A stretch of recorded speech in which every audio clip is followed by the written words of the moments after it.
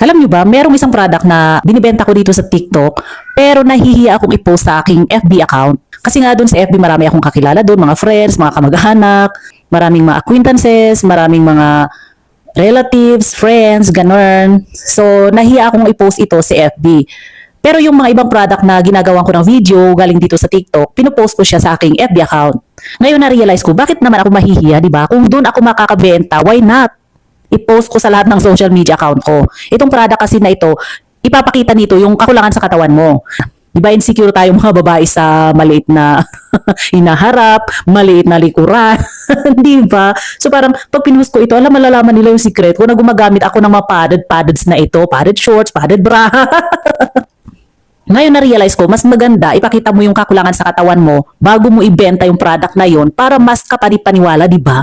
Malay natin dun sa ibang social media account natin, nandun din yung mga babae na pareho ng ating insecurities o problema sa katawan, di ba? So bakit ka mahihiya?